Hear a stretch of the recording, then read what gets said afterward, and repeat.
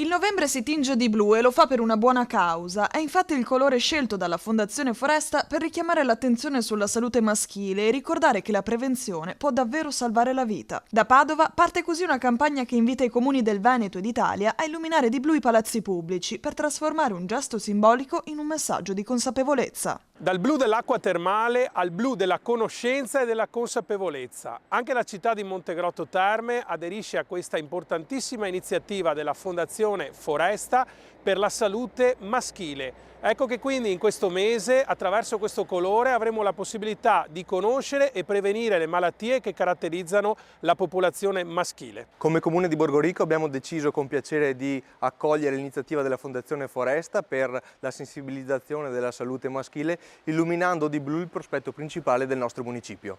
L'idea è del professor Carlo Foresta, andrologo e fondatore della fondazione, che da anni denuncia la scarsa abitudine degli uomini a sottoporsi a controlli regolari.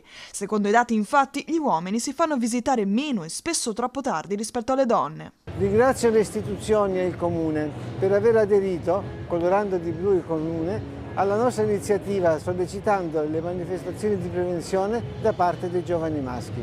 La Fondazione è a disposizione per questa attività. Con lo slogan "La prevenzione non è un tabù, è un allenamento", la nuova campagna, realizzata insieme a Calcio Padova e Ali Supermercati, punta a rendere la salute un gioco di squadra e con un claim ironico "Proteggi la palla" sposta l'attenzione dal campo di calcio allo studio medico. Durante tutto il mese la Fondazione proporrà inoltre screening gratuiti e incontri formativi dedicati ai tumori maschili.